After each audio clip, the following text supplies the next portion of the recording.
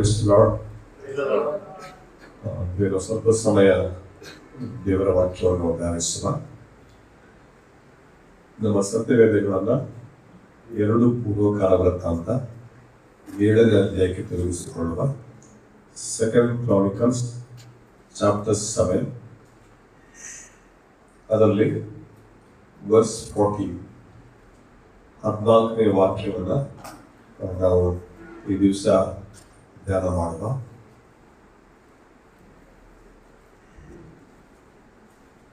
ನನ್ನವರೆಂದು ಹೆಸರುಗೊಂಡ ನನ್ನ ಪ್ರಜೆಗಳು ತಮ್ಮನ್ನು ತಗ್ಗಿಸಿಕೊಂಡು ತಮ್ಮ ಕೆಟ್ಟ ನಡತೆಯನ್ನು ಬಿಟ್ಟು ತಿರುಗಿಕೊಂಡು ನನ್ನನ್ನು ಪ್ರಾರ್ಥಿಸಿ ನನ್ನ ದರ್ಶನವನ್ನು ಬಯಸುವುದಾದರೆ ನಾನು ಪರಲೋಕದಿಂದ ಲಾಭಿಸಿ ಅವರ ಪಾಪಗಳನ್ನು ಕ್ಷಮಿಸಿ ಅವರ ದೇಶದಲ್ಲಿ ಆರೋಗ್ಯವನ್ನು ದಯಪಾಲಿಸುವರು.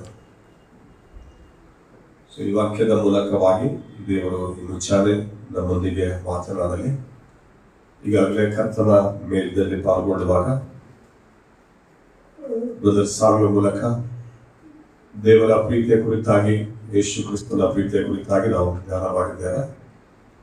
ಹಾಗೆ ಈ ವಾಕ್ಯದ ಮೂಲಕವಾಗಿ ಕೂಡ ಕರ್ತನು ನಮ್ಮೊಂದಿಗೆ ಏನು ಮಾತನಾಡಲಿಕ್ಕೆ ಬಯಸ್ತಾನೆ ನಾವು ಗಮನಿಸುವ. ನಾನು ಇಂಗ್ಲಿಷ್ ವರ್ಷನ್ ತೆಗೆದುಕೊಂಡು ಅದರಲ್ಲಿರುವಂತಹ ಪಾಯಿಂಟ್ಸ್ಗಳನ್ನು ಹೇಳಲಿಕ್ಕೆ ಬಯಸ್ತೇನೆ. ಮೊದಲನೇದಾಗಿ ನಾವು ನೋಡ್ತೇವೆ, ಮೈ ಪೀಪಲ್. ಇಂಗ್ಲಿಷ್ನಲ್ಲಿ ಅದು ಹಾಗೆ ಪ್ರಾರಂಭವಾಗ್ತದೆ, ಇಫ್ ಮೈ ಪೀಪಲ್. ಸೊ ದೇವರು ಹಳೆ ಒಡಂಬಡಿಕೆಯಲ್ಲಿ ಇಸ್ರಾಯೇಲರನ್ನು ಮೈ ಪೀಪಲ್ ಎಂಬುದಾಗಿ ಹೇಳ್ತಾ ಇದ್ದ, ನನ್ನ ಜನರು, ನನ್ನ ಸ್ವಕೀಯ ಪ್ರಜೆಗಳು ಎಂಬುದಾಗಿ. ಆದರೆ ಹೊಸ ಒಡಂಬಡಿಕೆಗೆ ಬರುವಾಗ ಯೇಸು ಕ್ರಿಸ್ತನಲ್ಲಿ ಪಾಪ ಕ್ಷಮಾಪಣೆ ಹೊಂದಿಕೊಂಡವರು, ಯೇಸುವನ್ನು ರಕ್ಷಕ ಒಡೆ ಎಂಬುದಾಗಿ ಅಂಗೀಕಾರ ಮಾಡಿದವರು, ಹೊಸದಾಗಿ ಹುಟ್ಟಿದವರು, ಪಶ್ಚಾತ್ತಾಪ ಪಟ್ಟವರು, ಮಾನಸಾಂತರ ಪಟ್ಟವರು, ಇವರನ್ನ ದೇವರು ಮೈ ಪೀಪಲ್ ಎಂಬುದಾಗಿ ಕರೀತಾರೆ. ಸೊ ಈ ವಾಕ್ಯದಲ್ಲಿ ಫಸ್ಟ್ ನಾನು ಏನು ಹೇಳಲಿಕ್ಕೆ ಬಯಸ್ತೇನೆ ಕೇಳಿದ್ರೆ, ಹೂ ಆರ್ ವಿ, ನಾವು ಯಾರಾಗಿದ್ದೇವೆ ಎಂಬುದು ನಮಗೆ ಚೆನ್ನಾಗಿ ಗೊತ್ತಿರಬೇಕು. ಯಾಕಂದ್ರೆ ಈ ಲೋಕದಲ್ಲಿ ನಾವು ಬೆಳಕಾಗಿ, ಉಪ್ಪಾಗಿ, ಸಾಕ್ಷಿಯಾಗಿ ಜೀವಿಸೋದಕ್ಕೆ ಕರೆಯಲ್ಪಟ್ಟವರು. ನಾನು ಯಾರು ಅಥವಾ ನಾವು ಯಾರು ಎಂಬುದು ನಮಗೆ ಸ್ಪಷ್ಟವಾಗಿ ಗೊತ್ತಿರಬೇಕು. ನಮ್ಮ ಮನೆಯಿಂದ ಹೊರಗೆ ಕಾಲಿಡುವಾಗ ಚೆನ್ನಾಗಿ ತಿಳಿದುಕೊಂಡವರಾಗಿ, ನಾನು ಕ್ರಿಸ್ತನಲ್ಲಿ ಏನಾಗಿದ್ದೇನೆ, ಯಾರಾಗಿದ್ದೇನೆ ಎಂಬುದನ್ನು ಅರ್ಥ ಮಾಡಿಕೊಂಡವರಾಗಿ ನಾವು ಮನೆಯಿಂದ ಹೊರಗಡೆ ಹೋಗುವುದಾದ್ರೆ, ಸಂಜೆ ಹಿಂತಿರುಗಿ ಬರುವಾಗಲೂ ಕೂಡ ಒಂದು ಒಳ್ಳೆಯ ಸಾಕ್ಷಿ ಕಾಪಾಡಿಕೊಂಡವರಾಗಿ ಬರಲಿಕ್ಕೆ ಸಾಧ್ಯವಾಗ್ತದೆ. ಎಷ್ಟೋ ಸಾರಿ ನಾವು ಒಂದು ಬೇಜವಾಬ್ದಾರಿಯಿಂದ, ನಿರ್ಲಕ್ಷ್ಯವಾಗಿ ಕ್ರಿಸ್ತನಲ್ಲಿ ನಾನು ಯಾವ ಎಂಬುದನ್ನು ಮರೆತವನಾಗಿ ನಾನು ಜೀವಿಸಿದ್ದೇನೆ. ಅದರಿಂದ ಎಷ್ಟೋ ಸಲ ನಮ್ಮ ನಿಮಿತ್ತವಾಗಿ ದೇವರ ನಾಮಕ್ಕೆ ಅಪಕೀರ್ತಿ, ಅಗೌರವ ಉಂಟಾಗ್ತದೆ.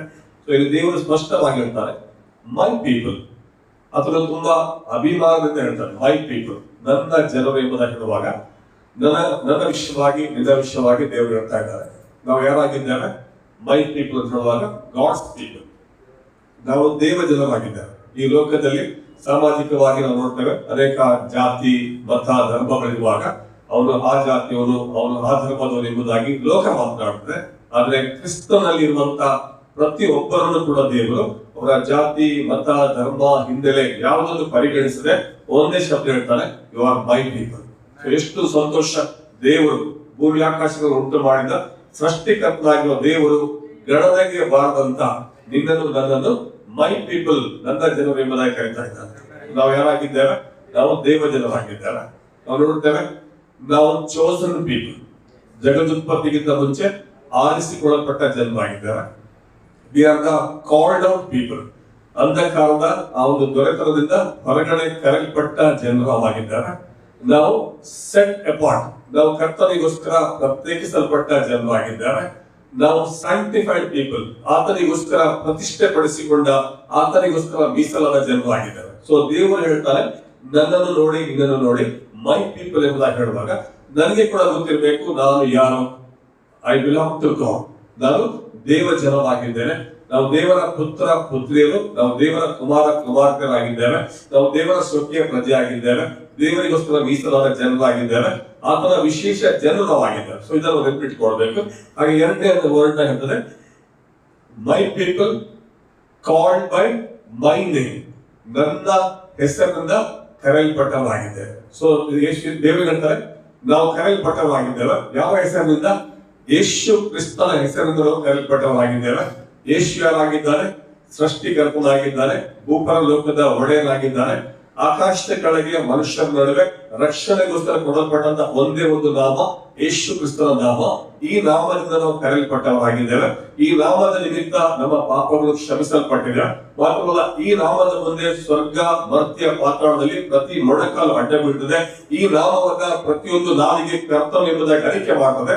ಇಷ್ಟು ಶ್ರೇಷ್ಠವಾದ ನಾಮದಿಂದ ನಾನು ನೀನು ಕರೆಯಲ್ಪಟ್ಟಿದ್ದೇವೆ. ಸೊ ಇದು ನಮ್ಗೆ ಗೊತ್ತಿರಬೇಕು. ಹಾಗಾದ್ರೆ ನಾವು ಏನಾಗಿರ್ಬೇಕು? ಈ ನಾಮದಿಂದ ನಾವು ಕರೆಯಲ್ಪಟ್ಟವರು. ಈ ನಾಮದ ಗೌರವವನ್ನ ಕಾಪಾಡೋದಕ್ಕೋಸ್ಕರ ಯಾವಾಗ ನಾವು ಸೀರಿಯಸ್ ಆಗಿರ್ಬೇಕು, ಗಂಭೀರವಾಗಿರ್ಬೇಕು. ಸೊ ಮೊದಲು ನಾನು ಹೇಳಿದ ಪಾಯಿಂಟ್ ಏನ್ ಹೇಳಿದ್ರೆ, ಹೂ ಆರ್ ವಿ, ನಾವು ಯಾರಾಗಿದ್ದೇವೆ? ನಾವು ದೇವ ಜನರಾಗಿದ್ದೇವೆ ಮತ್ತು ಯೇಸು ಕ್ರಿಸ್ತನ ಹೆಸರಿನಿಂದ ಕರೆಯಲ್ಪಟ್ಟವರಾಗಿದ್ದೇವೆ. ಈಗ ಸೆಕೆಂಡ್ ಪಾಯಿಂಟ್ಗೆ ಬರುವಾಗ, ವಾಟ್ ಶುಡ್ ವಿ ಡು, ನಾವು ಏನು ಮಾಡಬೇಕು? ದೇವ ಜನರಾಗಿರುವಾಗ, ಯೇಸು ಕ್ರಿಸ್ತನ ಹೆಸರಿನಿಂದ ಗುರುತಿಸಲ್ಪಡುವ ಕರೆಯಲ್ಪಡುವ ಜನರಾಗಿ ನಾವು ಈ ಲೋಕದಲ್ಲಿ ಜೀವಿಸುವಾಗ ನಾವು ಏನು ಮಾಡಬೇಕೆಂಬುದಾಗಿ ದೇವರ ವಾಕ್ಯ ಹೇಳ್ತದೆ. ಸೊ ನಾವು ಗಮನಿಸ್ತೇವೆ. ಅಲ್ಲಿ 4 ವಿಷಯಗಳು ಬರೆಯಲ್ಪಟ್ಟಿವೆ.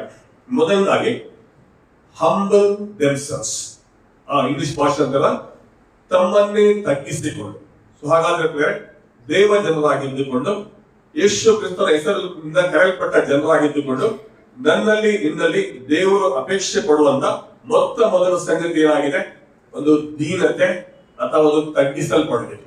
ಸೊ ನೀವು ನೆನಪು ಮಾಡಿಕೊಳ್ಳಿ, ಫಸ್ಟ್ ಪಾಪ ಏನೆಂಬುದಾಗಿ ಹೇಳಬಹುದು. ಯಾವುದು ಫಸ್ಟ್ ಪಾಪ? ನಾವೇನ್ ಮಾಡ್ತೇವೆ? ಆದಿ ಕಾಂಡಕ್ಕೆ ಹೋಗ್ತೇವೆ. ಆದಾಮ ಮತ್ತು ಹವ್ವ ತಿನ್ನಬಾರದು ಎಂಬುದಾಗಿ ಹೇಳಿದಂತ ಆ ಹಣ್ಣನ್ನು ತಿಂದ್ರು, ದೇವರಿಗೆ ಅವಿಧೇಯರಾದರು ಅಂತ ಹೇಳ್ತೇವೆ. ಸೊ ಈಗಲೂ ಕೂಡ ಅದನ್ನು ಹೇಳ್ತೀರಾ, ಫಸ್ಟ್ ಪಾಪ ಅವಿಧೇಯತೆ ಅಲ್ಲ, ಫಸ್ಟ್ ಪಾಪ ಆದಿ ಕಾಂಡದಲ್ಲಿರುವಂತಹ ಆ ಸಂಗತಿ ಅಲ್ಲ. ನಾವು ನೋಡುತ್ತೇವೆ ಯೆಶಾಯ ಪ್ರವಾದಿಯ ಪುಸ್ತಕದಲ್ಲಿ 14ನೇ ಅಧ್ಯಾಯದಲ್ಲಿ, ತೆಗೆದು ಬೇಡ 12ರಿಂದ 15ನೇ ವಾಕ್ಯ ತನಕ ನಾವು ನೋಡ್ತೇವೆ. ಫಸ್ಟ್ ಪಾಪ ಅದು ಪ್ರೈಡ್ ಆಗಿದೆ, ಗರ್ವವಾಗಿದೆ, ಅಹಂಕಾರವಾಗಿದೆ, ಹೆಮ್ಮೆ ಆಗಿದೆ. ಅದು ಯಾರಲ್ಲಿ ತೋರಿ ಬಂತು? ಲೂಸಿಫರ್. ಪರಲೋಕದಲ್ಲಿ ದೇವರ ಆರಾಧನೆಯ ನಾಯಕನಾಗಿ ಗುರುತಿಸಲ್ಪಟ್ಟಂತ ಲೂಸಿಫರ್ ನಲ್ಲಿ ತೋರಿ ಬಂತು. ಅವನು ಪ್ರಾಕ್ಟಿಕಲ್ ಆಗಿ ಅದನ್ನು ಮಾಡಲಿಲ್ಲ. ಅವನ ಮನಸ್ಸಲ್ಲಿ ಏನ್ ಬಂತು? ನಾನು ದೇವರಿಗೆ ಸರಿಸಮಾನ ಆಗ್ತೇನೆ, ನನ್ನ ಸಿಂಹಾಸನ ದೇವರ ಸಿಂಹಾಸನಕ್ಕಿಂತ ಅತಿ ಎತ್ತರದ ಸ್ಥಾನದಿಂದ ಸ್ಥಾಪಿಸ್ತೇನೆ. ಸೊ ಈ ತರ ಯೋಚನೆಗಳು ಅವನ ಮನಸ್ಸಿಗೆ ಬಂತು. ಆ ಯೋಚನೆ ಬಂದದೇ ತರ ಆತನು ಪರಲೋಕದಿಂದ ಕೆಳಗನ್ನು ದೊಬ್ಬಲ್ಪಟ್ಟಿದ್ದಾರೆ. ನಾವು ನೋಡ್ತೇವೆ, ಫಸ್ಟ್ ಸಿನ್ ಯಾವ್ದು ಕೇಳಿದ್ರೆ ಅದು ಗರ್ವವಾಗಿದೆ, ಅಹಂಕಾರವಾಗಿದೆ. ಸೊ ಅದಕ್ಕೋಸ್ಕರ ದೇವರು ನನ್ನಲ್ಲಿ ಇದರಲ್ಲಿ ಏನ್ ಬಯಸ್ತಾರೆ? ನಾವು we should humble ourselves. ನಾವು ನೋಡ್ತೇವೆ ಯೆಶಾಯ 14:12-15 ಆ ವಾಕ್ಯ ನೋಡಿದ್ರು, ಗರ್ವ. ಹಾಗಾದ್ರೆ ಜೆರೆಮಿಯ 9:23 ಕೂಡ ನಮ್ಗೆ ಗೊತ್ತು. ಜೆರೆಮಿಯ 9:23 ಏನ್ ಬರುತ್ತೆ?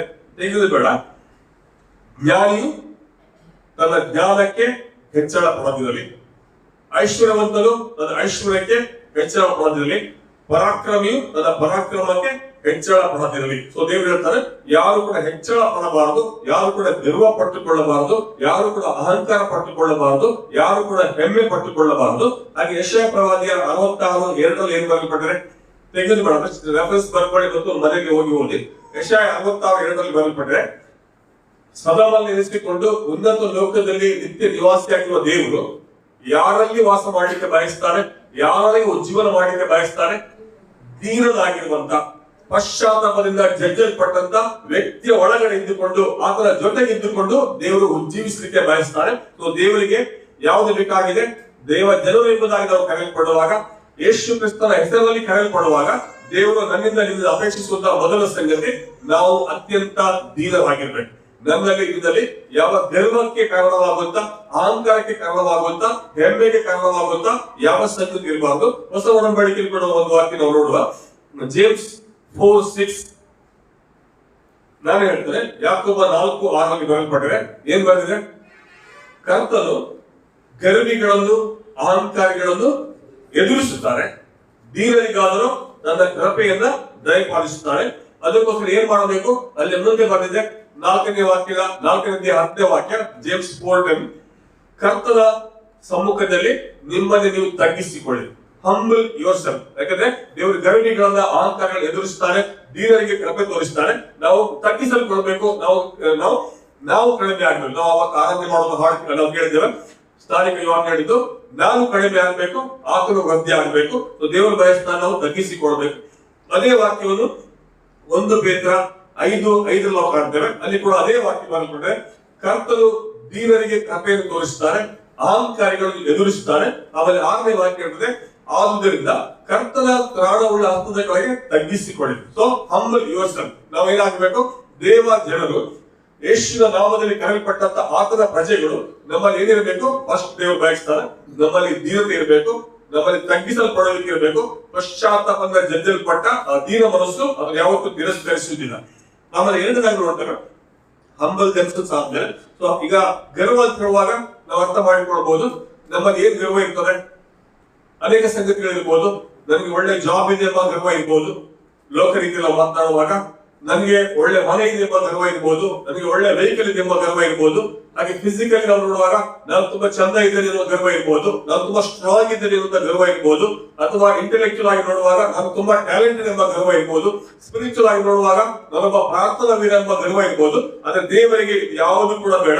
ನಾವು ತಗ್ಗಿಸಿಕೊಳ್ಬೇಕು, ನಮ್ಮನ್ನು ಬರಿದು ಮಾಡಿಕೊಳ್ಬೇಕು, ನಾವು ಖಾಲಿ ಆಗ್ಬೇಕು. ಆತನ ಕೃಪೆ ಹೊರತು ನನ್ನಲ್ಲಿ ಏನಿಲ್ಲ ಎಂಬುದು ನಮಗೆ ಗೊತ್ತಿರಬೇಕು. ಸೊ ನಾವು ಹೆಮ್ಮೆ ಪಟ್ಟುಕೊಳ್ಳಬಾರದು. ಒಂದು 2ನೇದಾಗಿ ನೋಡ್ತೇವೆ, ಹಂಬಲ್ ದೆಮ್ಸೆಲ್ಸ್ ಅಂಡ್ ಪ್ರೇ.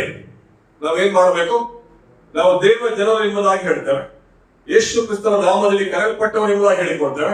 ಆದ್ರೆ ದೇವರು ನಮ್ಮನ್ನು ಏನ್ ನಿರೀಕ್ಷೆ ಮಾಡ್ತಾರೆ, ಒಂದು ತಗ್ಗಿಸಿಕೊಳ್ಬೇಕು.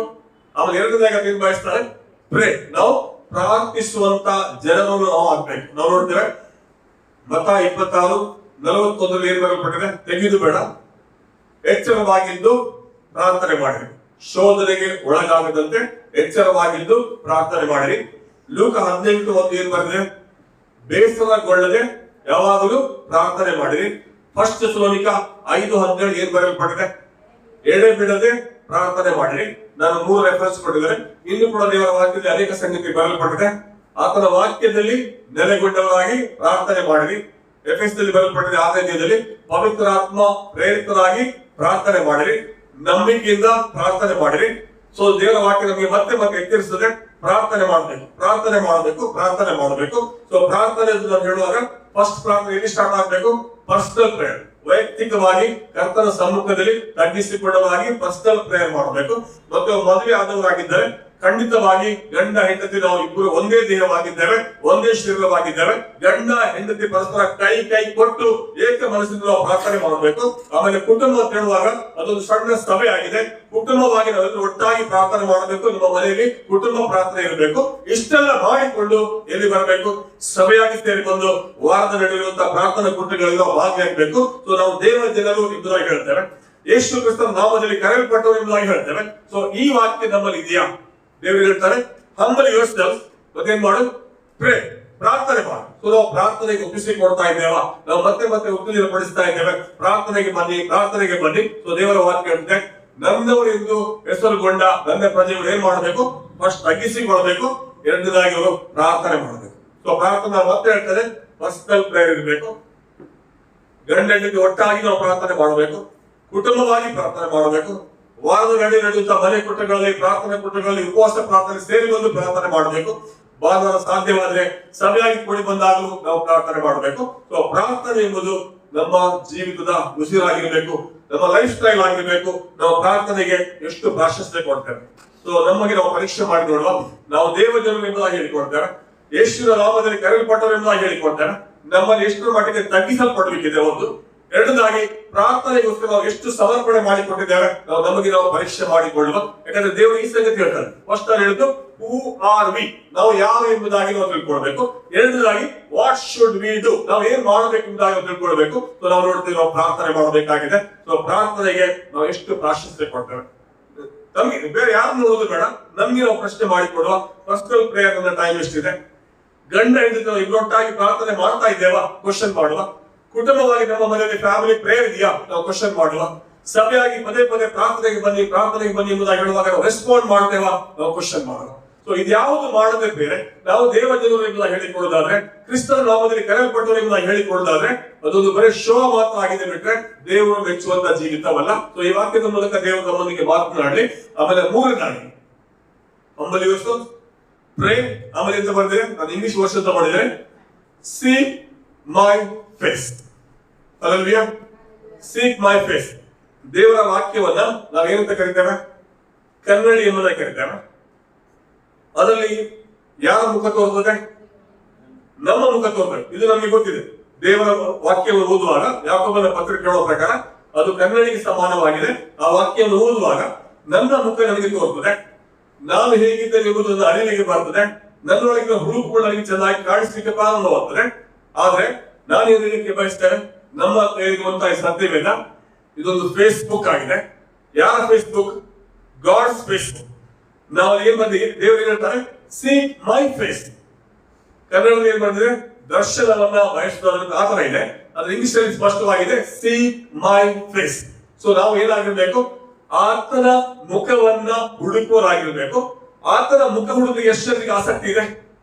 ಅಲ್ಲಲ್ವಿಯಾ? ಆತನ ಮುಖ ಯಾವುದೋ ಒಂದು ಫಿಲ್ಮ್ ಸ್ಟಾರ್ ಫಿಲ್ಮ್ ಅಲ್ಲಿ ನಟನೆ ಮಾಡಿದ್ದು ಕ್ಯಾಲೆಂಡರ್ ಅಲ್ಲಿ ಫೋಟೋ ಇರ್ತದೆ, ಅದನ್ನು ನೋಡುವುದಲ್ಲ. ಆತನ ಮುಖ ನಮ್ಗೆ ಎಲ್ಲಿ ಕಾಣಿಸ್ತದೆ? ಆತನ ಮುಖ ಆತನ ವಾಕ್ಯದಲ್ಲಿ ಕಾಣಿಸ್ತದೆ. ಅಲ್ಲಲ್ವಿಯಾ? ನೆನ್ಪಿಟ್ಕೊಳ್ಳಿ, ನಾವು WhatsApp, Facebook, Instagram, YouTube, Twitter ಎಲ್ಲ ಹೇಳ್ತೇವೆ.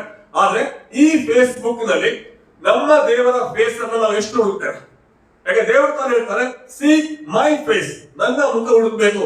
ಆತನ ಮುಖ ಹುಡುಕ್ಬೇಕಾದ್ರೆ ನಾವು ಎಲ್ಲಿ ಬರಬೇಕು? ಆತನ ವಾಕ್ಯವನ್ನು ನಾವು ಧ್ಯಾನಿಸಬೇಕು. ಆ ವಾಕ್ಯವನ್ನು ಧ್ಯಾನಿಸುವಾಗ ಇದ್ರಲ್ಲಿ ನಮ್ಗೆ ಯಾರು ಕಾಣಿಸ್ತಾರೆ? ಯೇಸು ತಾನೇ ಕಾಣಿಸ್ತಾನೆ. ಇದು ಏನಾಗಿದೆ? ಇದು ದೇವರ ವಾಕ್ಯ ಆಗಿದೆ. ವಾಕ್ಯ ಯಾರಾಗಿದ್ದಾರೆ? ವಾಕ್ಯ ಯೇಸು ತಾನೇ ಆಗಿದ್ದಾನೆ. ಮತ್ತು ವಾಕ್ಯವನ್ನು ಹುಡುಕುವಾಗ, ಸೀಕ್ ಮೈ ಫೇಸ್ ಅಂದ್ರೆ ವಾಕ್ಯ ಹುಡುಕುವಾಗ ಈ ವಾಕ್ಯದಲ್ಲಿ ದೇವರು ನಮಗೆ ಕಾಣಿಸಿಕೊಡ್ತಾನೆ. ಈ ವಾಕ್ಯದಲ್ಲಿ ದೇವರ ಗುಣಾತಿಶಯಗಳು ನಮಗೆ ಕಾಣಿಸಿಕೊಡ್ತವೆ. ಈ ವಾಕ್ಯದಲ್ಲಿ ದೇವರ ಚಿತ್ತ ನಮಗೆ ಕಾಣಿಸಿಕೊಡ್ತದೆ. ಸೊ ವಾಕ್ಯವನ್ನು ನಾವು ಹುಡುಕುವರಾಗಿರ್ಬೇಕು. ಸೊ ಸೀಕ್ ಮೈ ಫೇಸ್ ಅಂತ ಹೇಳುವಾಗ ಒಂದು ವಾಕ್ಯ ಓದಬೇಕು, ವಾಕ್ಯ ಧ್ಯಾನಿಸಬೇಕು. ಎರಡನೇದಾಗಿ ವರ್ಷಿಪ್. ನಾವು ಹೃದಯಪೂರ್ವಕವಾಗಿ ಮನಪೂರ್ವಕವಾಗಿ ನಾನು ಸಂಡೆದು ಮಾತ್ರ ಹೇಳ್ತಾ ಇಲ್ಲ, ಮನೆಯಲ್ಲಿ ಕೂತ್ಕೊಂಡು ಕೂಡ ಒಬ್ಬರೇ ಇದ್ದುಕೊಂಡು ನಾವು ಸಮಯ ತೆಗೆದುಕೊಂಡು ಆತನನ್ನು ಸ್ತುತಿಸುವಾಗ, ಆತನ ಆರಾಧಿಸುವಾಗ ಆತನ ಮುಖ ದರ್ಶನ ನಮ್ಗೆ ಆಗ್ತದೆ. ಅದರಲ್ಲಿ ಆತನ ಮುಖ ದರ್ಶನ ನಮ್ಗೆ ಆಗ್ತದೆ. ನಾವು ಆತನ ಪ್ರಸನ್ನತೆಯಲ್ಲಿ ಹೆಚ್ಚು ಸಮಯ ಕಳೆಯುವಾಗ ಆತನ ಮುಖ ದರ್ಶನ ನಮ್ಗೆ ಆಗ್ತದೆ. ಮತ್ತು ಆತನ ಮುಖ ದರ್ಶನ ಎಷ್ಟು ಮಾಡ್ತೇವೆ ಅಷ್ಟು ಹೆಚ್ಚಾಗಿ ನಮ್ಮ ಮುಖ ಕೂಡ ಪ್ರಕಾಶಿಸಲಿಕ್ಕೆ ಸ್ಟಾರ್ಟ್ ಆಗ್ತದೆ. ನಾವು ನೋಡ್ತೇವೆ ದೇವದರ್ಶನ ಗುಡಾರದಲ್ಲಿ ಮೋಶೆ ಮುಖಾಮುಖಿಯಾಗಿ ದೇವರ ಸಮ್ಮುಖದಲ್ಲಿ ಮಾತನಾಡ್ತಾ ಇದ್ದ. ಆತನ ಕೆಳಗಡೆ ಇಳಿದು ಬರುವಾಗ ಏನಾಗ್ತಾ ಇತ್ತು? ಆತನ ಮುಖ ದೇವದೂತನ ಹಾಗೆ ಕಂಗೊಳಿಸ್ತಾ ಇತ್ತು. ಇದರವರಿಗೆ ನೋಡ್ಲಿಕ್ಕೆ ಭಯ ಬರ್ತಾ ಇತ್ತು. ನಮ್ಮ ಜೀವಿತದಲ್ಲಿ ನಾವು ಈ ಫೇಸ್ಬುಕ್ ಗೆ ಹೋಗ್ತೇವೆ, ಮೊಬೈಲ್ ಅಲ್ಲಿ ಫೇಸ್ಬುಕ್ ಗೆ ಹೋಗ್ತೇವೆ. ಆದ್ರೆ ಈ ಒಂದು ಶ್ರೇಷ್ಠವಾದ ಫೇಸ್ಬುಕ್ ಗೆ ನಾವು ಹೋಗ್ತೇವೆ. ನಾವು ನೋಡ್ತೇವೆ ಫೇಸ್ಬುಕ್ ಅಲ್ಲಿ ನಾನು ಕೆಲವೊಮ್ಮೆ ನೋಡಿದೆ ಮ್ಯೂಚುವಲ್ ಫ್ರೆಂಡ್ಸ್ ಎಂಬುದಾಗಿ. ಅಲ್ಲಿ ಒಂದು ಕನ್ನಡ ಹಾಕಿದ್ದಾರೆ, ಇಷ್ಟು ಜನ ಫಾಲೋವರ್ಸ್, ಇಷ್ಟು ಜನ ಮ್ಯೂಚುವಲ್ ಫ್ರೆಂಡ್ಸ್ ಎಂಬುದಾಗಿ. ನಾವು ಈ ಫೇಸ್ಬುಕ್ ನ ಬಗ್ಗೆ ಮಾತನಾಡುವ, ಈ ಫೇಸ್ಬುಕ್ ನಲ್ಲಿ ಒಬ್ಬ ಇದ್ದಾನೆ, ಅವನ ಫಾಲೋವರ್ ನಾವು ಆಗಿದ್ದೇವೆ. ಅಲ್ಲೀಗ ಅವನ ಫಾಲೋವರ್ ಆಗಿದ್ದಾರೆ. ಯೇಸು ಹೇಳ್ತಾರೆ, ನಾನು ನಿಮ್ಮನ್ನ ಆಳುಗಳು ಎಂಬುದಾಗಿ ಕರೆಯುವುದಿಲ್ಲ, ನಾನು ನಿಮ್ಮನ್ನ ಫ್ರೆಂಡ್ಸ್ ಎಂಬುದಾಗಿ ಕರೀತಾರೆ, ಸ್ನೇಹಿತರು ಎಂಬುದಾಗಿ ಕರೀತಾರೆ. ನಾನು ಯೇಸು ಮ್ಯೂಚುವಲ್ ಫ್ರೆಂಡ್ ಆಗಿದ್ದೇವ. ನಾವು ಅರ್ಥ ಮಾಡಿಕೊಳ್ಳುವ, ಈ ಫೇಸ್ಬುಕ್ ಅನ್ನು ಫಾಲೋ ಮಾಡ್ತಾ ಇದ್ದೇನೆ, ಈ ಫೇಸ್ಬುಕ್ ನಲ್ಲಿ ವ್ಯಕ್ತಿಯ ಮುಖವನ್ನು ನಾವು ನೋಡ್ತಾ ಇದ್ದೇನೆ, ಈತನೊಂದಿಗೆ ನಾನು ಮ್ಯೂಚುವಲ್ ಫ್ರೆಂಡ್ ಆಗಿದ್ದೇನೆ. ನಾವು ಕ್ವಶನ್ ಮಾಡೋಣ, ಅರ್ಥ ಮಾಡಿಕೊಳ್ಳುವ. ಇದು ಶಾಶ್ವತವಾದ ಫೇಸ್ಬುಕ್ ಆಗಿದೆ. ಇದನ್ನ ಹುಡುಕ್ಬೇಕಾಗಿದೆ. ದೇವರು ಬಯಸ್ತಾರೆ ಸೀಕ್ ಮೈ ಫೇಸ್. ನೆಕ್ಸ್ಟ್ ಅವ್ರು ನೋಡ್ತಾರೆ, ಒಂದೊಂದು ಕನೆಕ್ಟ್ ಮಾಡ್ತಾರೆ. Humble yourself and pray. ತಗ್ಗಿಸಿಕೊಳ್ಳುವ ಮಾತ್ರ ದೇವರ ಪ್ರಾಣಗಳು ಹಸ್ತದಲ್ಲಿ ತಗ್ಗಿಸಿಕೊಳ್ಳಲು ಮಾತ್ರ ಪ್ರಾರ್ಥನೆ ಮಾಡ್ತಾರೆ. ಮತ್ತು ಎರಡನೇದಾಗಿ ಸೀಕ್ ಮೈ ಫೇಸ್, ದೇವರ ಮುಖವನ್ನು ಹುಡುಕುವುದು ಮಾತ್ರ. ನೆಕ್ಸ್ಟ್ ಅಲ್ಲಿ ಏನ್ ಬಂದಿದೆ? Turn from their wicked ways. ಅಲ್ಲವೇ? ನಾನು ಇಂಗ್ಲಿಷ್ ವಾಕ್ಯದ ಪ್ರಕಾರ ಹೋಗ್ತೇನೆ. ಫಸ್ಟ್ ಏನ್ ಮಾಡಬೇಕು? Seek my face and turn from your wicked ways. ಅರ್ಥ ಮಾಡಿಕೊಳ್ಳಿ, ನಾನು ಸ್ಪಷ್ಟವಾಗಿ ಹೇಳ್ತೇನೆ. ನಾವು ಬಿಲಿವರ್ ಅಂತ ಹೇಳ್ತೇವೆ, ಈಗಲೂ ಕೂಡ ಕೆಟ್ಟತನವನ್ನು ಬಿಟ್ಟು ಬಿಡ್ತಾ ಇಲ್ಲ, ಅಸಹ್ಯವಾದ ಸಂಗತಿಗಳನ್ನು ಬಿಟ್ಟು ಬಿಡ್ತಾ ಇಲ್ಲ. ಕಾರಣ ಏನು ಕೇಳಿದ್ರೆ, we are not seeking his face. ಆತನ ಮುಖ ಹುಡುಕ್ತಾ ಇಲ್ಲ, ಆತನ ಚಿತ್ತ ಅರ್ಥ ಮಾಡಿಕೊಳ್ತಾ ಇಲ್ಲ, ಆತನ ಪರಿಶುದ್ಧತೆಯನ್ನು ಗ್ರಹಿಸ್ತಾ ಇಲ್ಲ. ಆದ್ರಿಂದ ನಾವು ಕೆಟ್ಟತನ ಬಿಟ್ಟು ಬಿಡಲಿಕ್ಕೆ ನಮಗೆ ಸಾಧ್ಯವಾಗ್ತಾ ಇಲ್ಲ. ಆದ್ರೆ ವಾಕ್ಯ ಒಂದಕ್ಕೊಂದು ಲಿಂಕ್ ಆಗಿದೆ. Seek my face and turn from your wicked way. So ಯಾರು ಈ ವಾಕ್ಯವನ್ನು ಓದುತ್ತಾ ದೇವರ ಮುಖವನ್ನು ಕಾಣಲಿಕ್ಕೆ ಶಕ್ತರಾಗ್ತಾರೆ, ಆತನ ಪರಿಶುದ್ಧತೆಯನ್ನು ಗ್ರಹಿಸಲಿಕ್ಕೆ ಶಕ್ತರಾಗ್ತಾರೆ, ಆತನ ಮಹಿಮೆಯನ್ನು ಅರ್ಥ ಮಾಡಿಕೊಳ್ಳಲಿಕ್ಕೆ ಶಕ್ತರಾಗ್ತಾರೆ, ಆತನ ವಾಕ್ಯ ಆತನ ಚಿಂತನೆಯನ್ನು ಅರ್ಥ ಮಾಡಿಕೊಳ್ಳಲು ಶಕ್ತರಾಗ್ತಾರೆ.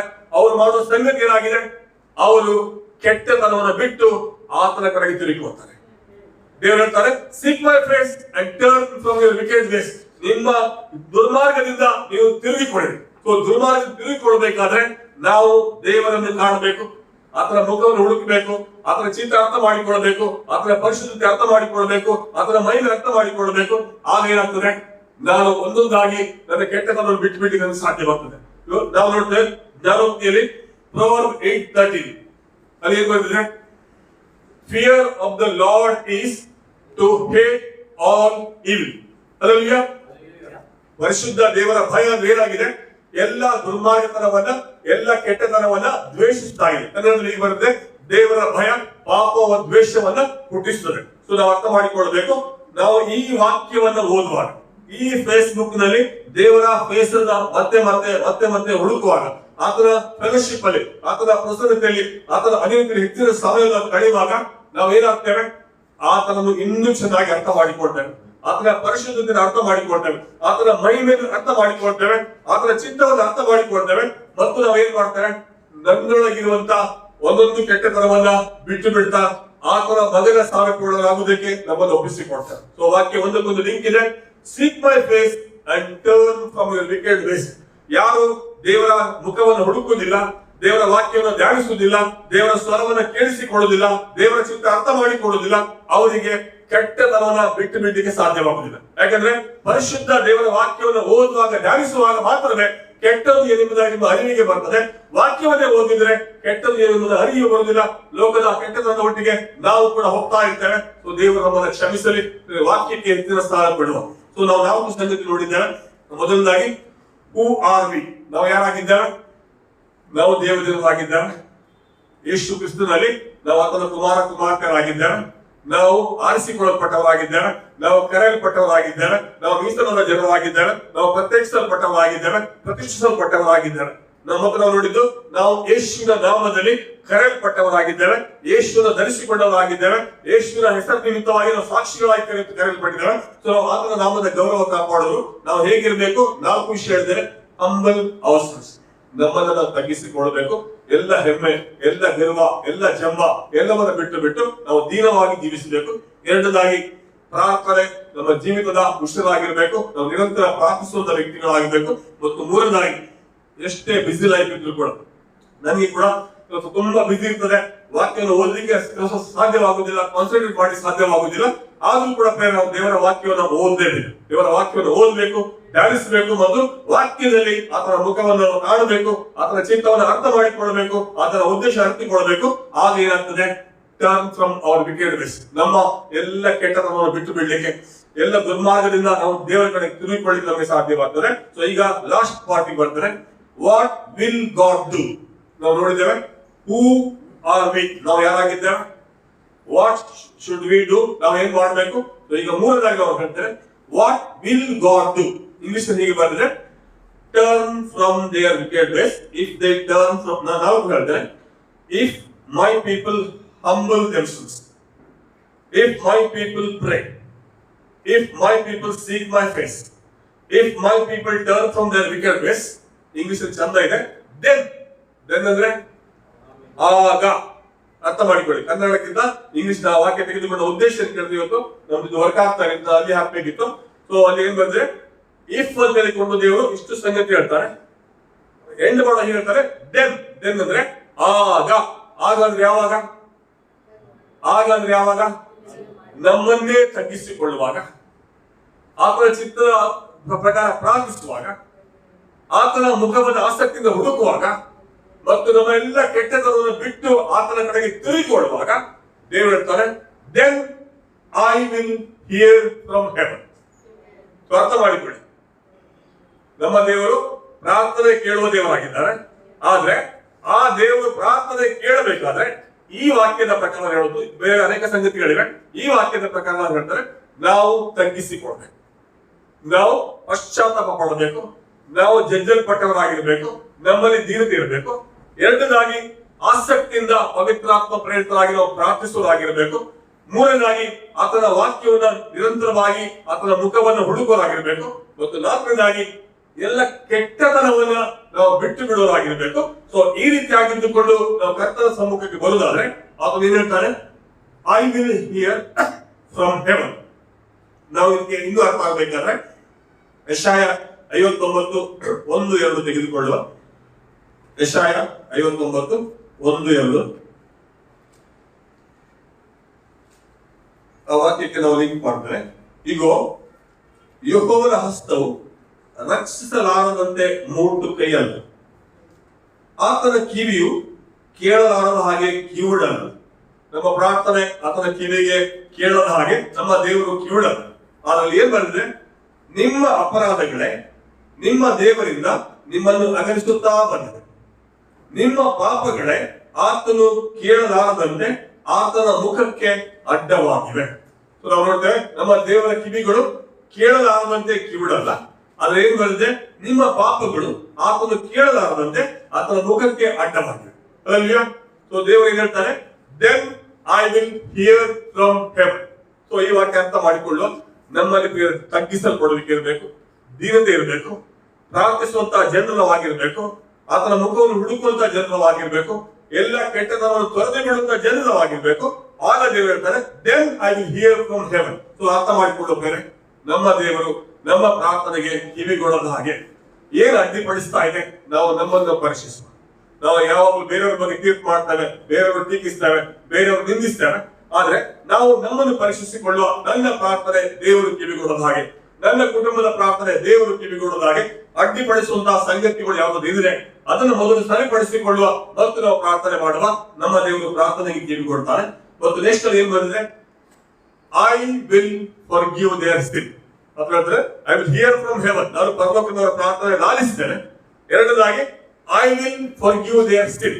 ಅರ್ಥ ಮಾಡಿಕೊಳ್ಳಿ, ನಾವು ಸತ್ಯದ ಪರಿಜ್ಞಾನ ಹೊಂದಿದ ಮೇಲೆ ಬೇಕು ಬೇಕೆಂದು ಪಾಪ ಮಾಡಬಾರದು. ಸತ್ಯದ ಪರಿಜ್ಞಾನ ಹೊಂದಿದ ಮೇಲೆ ಬೇಕು ಬೇಕೆಂದು ಪಾಪ ಮಾಡಬಾರದು.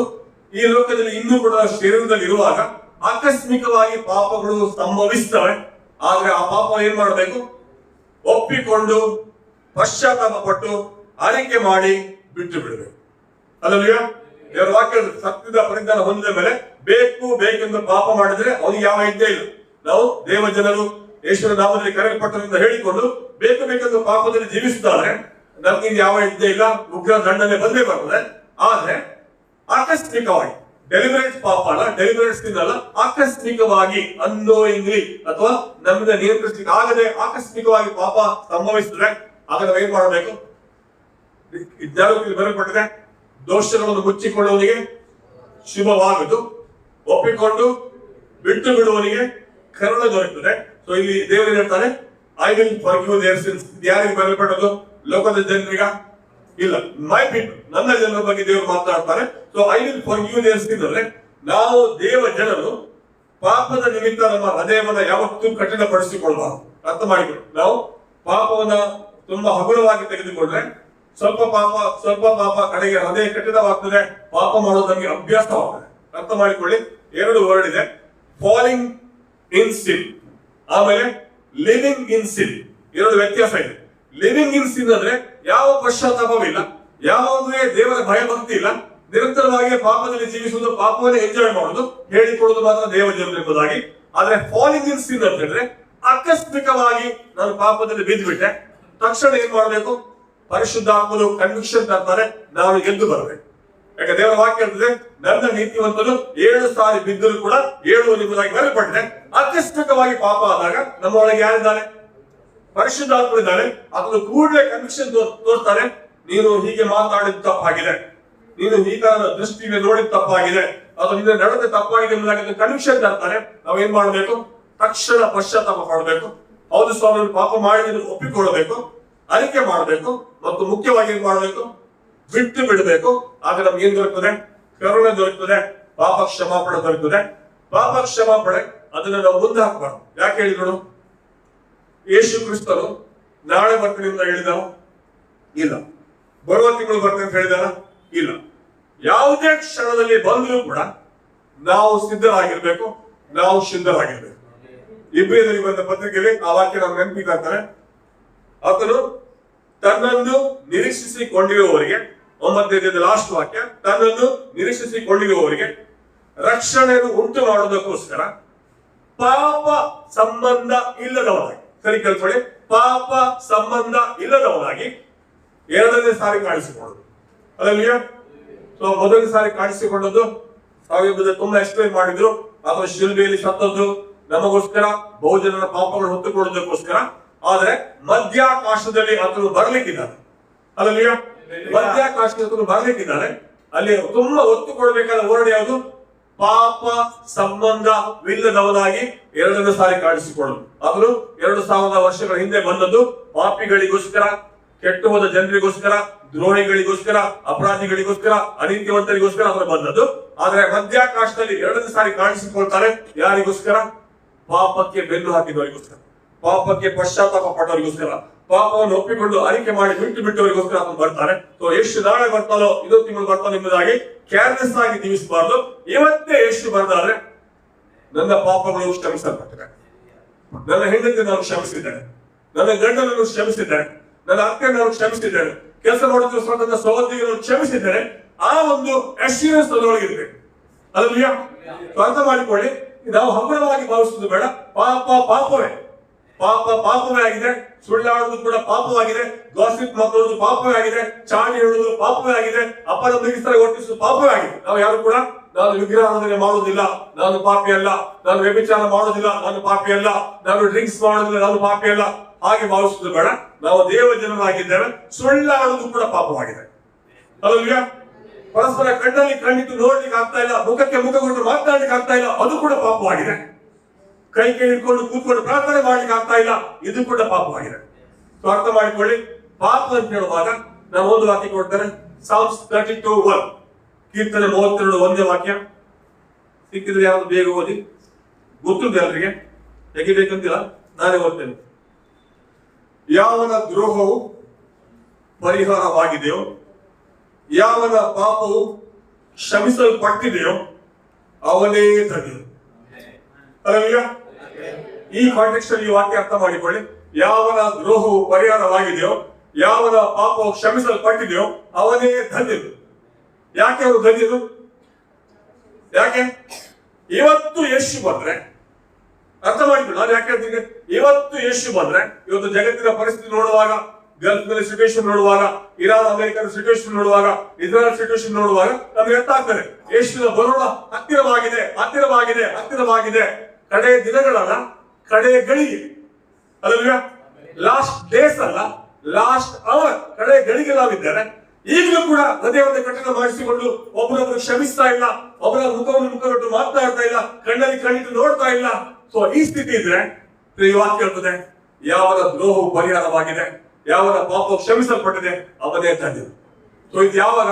ಸುವಾರ್ತೆ ಸ್ವೀಕಾರ ಮಾಡುವಾಗ ಆ ಸಂಗತಿ ಎಲ್ಲ ಇಲ್ಲ. ನಾವು ಭಾವಿಸ್ತೇವೆ, ಓ ನನ್ನ ಪಾಪ ಕ್ಷಮಿಸಲ್ಪಟ್ಟಿದ್ದು, ನಾನು ಎಷ್ಟು ಅಂಗೀಕಾರ ಮಾಡಿದೆ, ಆ ವಿಷಯ ಅಲ್ಲ. ಇವತ್ತು ಕೂಡ ನನ್ನಲ್ಲಿ ಪಾಪ ಇರಬಾರ್ದು. ಅಲ್ಲಲ್ವಾ? ಅಲ್ಲಲ್ವಾ? ಸ್ವಲ್ಪ ಅರ್ಥ ಮಾಡಿಕೊಳ್ಳಿ. ಆ ವಾಕ್ಯ ಹೇಳ್ತದೆ, ಯಾವನ ದ್ರೋಹಗಳು ಪರಿಹಾರವಾಗಿದೆಯೋ, ಯಾವನ ಪಾಪಗಳು ಕ್ಷಮಿಸಲ್ಪಟ್ಟಿದೆಯೋ ಅವನೇ ಧನ್ಯನು. ಯಾಕೆ ಹೇಳಿದ್ರೆ, ಮಧ್ಯಾಕಾಶದಲ್ಲಿ ಯೇಸು ಬಂದ್ರೆ ನಾನು ಎತ್ತಲ್ಪಡುವುದಕ್ಕೆ, ರೂಪಾಂತರವಾಗುವುದಕ್ಕೆ, ನನ್ನ ಮೊದಲಿಂಗದ ಮುಖಮುಖಿಗೆ ಸಲ್ಲಿಸುವುದಕ್ಕೆ ನನ್ನಲ್ಲಿ ಯಾವ ಅಡ್ಡಿ ಇಲ್ಲ. ಸೊ ಈ ತರ ನಾವು ಜೀವಿಸಬೇಕು. ನಮ್ಮ ಮನಸ್ಸಾಕ್ಷಿ ಶುದ್ಧವಾಗಿರ್ಬೇಕು, ನಮ್ಮ ಅಂತಸಾಕ್ಷಿ ಶುದ್ಧವಾಗಿರ್ಬೇಕು. ನಾನು ಯಾರನ್ನು ಕ್ಷಮಿಸಲಿಕ್ಕೆ ಇಲ್ಲ, ಅದು ನಾನು ಯಾರಿಗೂ ಕ್ಷಮಾಪಣೆ ಕೇಳಲಿಕ್ಕಿಲ್ಲ, ನಾನು ಯಾರೊಂದಿಗೆ ರಾಜಿ ಆಗ್ಲಿಕ್ಕೆ ಬಾಕಿ ಇಲ್ಲ, ಯಾರೊಂದಿಗೆ ಸಮಾಧಾನವಾಗಲಿಕ್ಕೆ ಬಾಕಿ ಇಲ್ಲ, ಅಥವಾ ಯಾರಿಗೆ ಏನು ಕೊಡ್ಲಿಕ್ಕೆ ಬಾಕಿ ಇಲ್ಲ. ಸೊ ಈ ತರ ನಮ್ಮ ರೆಕಾರ್ಡ್ ಕ್ಲೀನ್ ಇರಬೇಕು. ಅಲ್ಲಲ್ವಾ? ಆಗ ಈ ವಾಕ್ಯ ಅವನೇ ಧನ್ಯ. ಸೊ ಅದಕ್ಕೋಸ್ಕರ ದೇವರು ಹೇಳ್ತಾರೆ, ನೀವು ನನ್ನ ಕಡೆಗೆ ತಿರುಗಿಕೊಳ್ಳಿ, ಪಶ್ಚಾತ್ತಾಪ ಪಡಿರಿ, ತಗ್ಗಿಸಿಕೊಳ್ಳಿರಿ, ಪ್ರಾರ್ಥನೆ ಮಾಡಿ, ನನ್ನ ಮುಖ ದರ್ಶನವನ್ನು ಬಯಸಿರಿ, ನನ್ನನ್ನು ಹುಡುಕಿರಿ, ಆಗ ನಾನು ನಿಮ್ಮ ಪ್ರಾರ್ಥನೆ ಕೇಳ್ತೇನೆ. ಮತ್ತು ಎರಡನೇದಾಗಿ ನಾನು ನಿಮ್ಮ ಪಾಪಗಳನ್ನ ಕ್ಷಮಿಸ್ತೇನೆ. ಇದು ಬೇರೆ ಲೋಕದ ಜನರ ಬಗ್ಗೆ ಅಲ್ವೇ ಅಲ್ಲ. ನೀವು ಸ್ಟಾರ್ಟ್ ಮಾಡಿದ್ದು ಮೈ ಪೀಪಲ್, ನನ್ನ ಜನರು ಅಂತ ಹೇಳುವಾಗ ನನ್ನ ಬಗ್ಗೆ, ನಿನ್ನ ಬಗ್ಗೆ ಹೇಳ್ತಾ ಇದ್ದಾರೆ. ನಾವು ಬೇಕೆಂದು ಪಾಪ ಮಾಡೋದಾದ್ರೆ ಮತ್ತು ಪಾಪವನ್ನು ಬಹಳ ಹಗುರವಾಗಿ ಭಾವಿಸಿಕೊಂಡು ಹೃದಯವನ್ನ ಕಠಿಣಪಡಿಸಿಕೊಳ್ಳುವುದಾದ್ರೆ, ಪಾಪವು ಕ್ಷಮಿಸಲ್ಪಡದ ಸ್ಥಿತಿಯನ್ನು ಮುಂದುವರಿದಾದ್ರೆ, ಮಧ್ಯಾಕಾಶದಲ್ಲಿ ಬರುವಾಗ ನೀವು ಸಭೆ ನಮಗೆ ರಕ್ಷಣೆ ಕೊಡುವುದಿಲ್ಲ. ರಕ್ಷಕನು ಯೇಸು, ರಕ್ಷಣೆ ಕರ್ತನು ಯೇಸು, ರಕ್ಷಣೆ ಪರಿಪೂರ್ಣವಾಗುವುದು ನಾವು ಎತ್ತಲ್ಪಡುವುದಕ್ಕೆ ಸಾಧ್ಯವಾಗುವುದಾದ್ರೆ, ಅದನ್ನು ಮುಖಾಮುಖಿ ಕಾಣುವುದಕ್ಕೆ ಸಾಧ್ಯವಾಗುವುದಾದ್ರೆ ಅದು ಭಾಗ್ಯವಾಗಿದೆ. ಸೊ ಅರ್ಥ ಮಾಡಿಕೊಳ್ಳ. ಯಾರನ್ನೇ ಕ್ಷಮಿಸ್ಲಿಕ್ಕೆ ಬಾಕಿ ಇದ್ರೆ ಕ್ಷಮಿಸುವ. ಯಾರೇ ಆಗಿರ್ಬೋದು, ನಮ್ಮ ಗಂಡ ಇರ್ಬೋದು, ನಮ್ಮ ಹೆಂಡತಿ ಇರ್ಬೋದು, ನಮ್ಮ ಅತ್ತೆ ಇರ್ಬೋದು, ನಮ್ಮ ಮಗ ಇರ್ಬೋದು, ಮಗಳಿರ್ಬೋದು, ನಮ್ಮ ನೇಬರ್ಸ್ ಇರ್ಬೋದು, ನಮ್ಮ ಕೊಲೀಗ್ಸ್ ಇರ್ಬೋದು, ಯಾರಾದ್ರೂ ಕ್ಷಮಿಸ್ಲಿಕ್ಕೆ ಬಾಕಿ ಇದ್ರೆ, ಯಾರ ಬಗ್ಗೆ ಅದು ಹೃದಯದಲ್ಲಿ ಕಹಿ ಭಾವನೆ ಇದ್ರೆ, ಯಾರ ಬಗ್ಗೆ ಅದು ದ್ವೇಷ ಭಾವನೆ ಇದ್ರೆ, ಯಾರೊಂದಿಗೆ ಅದು ರೀಕನ್ಸಲ್ ಆಗಕ್ಕೆ ಬಾಕಿ ಇದ್ರೆ ತಡ ಮಾಡಬೇಡಿ. Not last days last hour. ಕಡೆ ದಿವಸಗಳಲ್ಲ, ಕಡೆ ಗಳಿಗೆಗೆ ನಾವು ಬಂದಿದ್ದೇವೆ. ಯೇಸು ಕ್ರಿಸ್ತನು ಎಲ್ಲಿಯೋ ಇಲ್ಲ, ಈಗೋ ಬಾಗಿಲಿದ್ದಾನೆ. ಆತನು ಬಾಗಿಲಿದ್ದಾನೆ. ಯಾವ ಕ್ಷಣದಲ್ಲಿ ಆತನು ಬರ್ಬೋದು. ಹಗುರವಾಗಿ ಭಾವಿಸಬೇಡಿ, ಆಟ ಆಡಬೇಡಿ. ದೇವರು ತಿರಸ್ಕಾರ ಸಹಿಸುವಂತಲ್ಲ, ಮತ್ತೆ ಮತ್ತೆ ಮಾತನಾಡ್ತಾನೆ. ನಾವು ಒಬ್ಬರ ಸಂಗ ಒಬ್ಬರು ರಾಜ್ಯ, ಒಬ್ಬರೊಂದಿಗೊಬ್ಬರು ಪ್ರೀತಿಯಿಂದ ನಡೆದುಕೊಳ್ಳ. ಇದರರ್ಥ ಯಾರು ಪರಿಪೂರ್ಣ ಅಲ್ಲ, ಅವರು ಅಷ್ಟು ಪರ್ಫೆಕ್ಟ್ ಅಲ್ಲ, ಅವರೊಟ್ಟಿಗೆ ನಾವು ಯಾಕೆ ಪ್ರೀತಿ ನಡ್ಕೊಳ್ಬೇಕು, ಅವರಷ್ಟು ಯೋಗ್ಯರಲ್ಲ, ಅವರೊಟ್ಟಿಗೆ ನಾವು ಯಾಕೆ ರೀಕನ್ಸಲ್ ಆಗ್ಬೇಕು. ಯೇಸು ಕ್ರಿಸ್ತನ ಮೂಲಕವಾಗಿ ದೇವರು ನನ್ನನ್ನು ನಿನ್ನನ್ನು ರಾಜಿ ಮಾಡಿಕೊಳ್ಳುವಾಗ ನಾನು ಯೋಗ್ಯನಾಗಿದ್ದ. ದೇವರು ನನ್ನ ಮೇಲೆ ಪ್ರೀತಿ ಇಟ್ಟು ನನಗೋಸ್ಕರ ನನ್ನ ಮಗನನ್ನು ಕಳಿಸಿಕೊಳ್ಳುವ ನಾನು ಯೋಗ್ಯನಾಗಿದ್ದ ಇಲ್ಲ. ಆಗಿರುವಾಗ ಮತ್ತವರ ಯೋಗ್ಯತೆ ನೋಡುವುದೇ ಬೇಡ. ನಾನು ಯೋಗ್ಯನಾಗಿದ್ದೇನೆ, ನಾನು ಪ್ರೀತಿಸ್ತೇನೆ. ನಾನು ಕ್ರಿಸ್ತನ ಯೋಗ್ಯನಾಗಿ ಜೀವಿಸ್ತಾ ಇದ್ದೇನೆ, ನಾನು ಕ್ಷಮಿಸ್ತೇನೆ, ನಾನು ಸಹಿಸ್ತೇನೆ. ನಾವು ನಮ್ಮ ಕಡೆ ಒಂದು ಇನಿಷಿಯೇಟಿವ್ ತೆಗೆದುಕೊಳ್ಳುವ.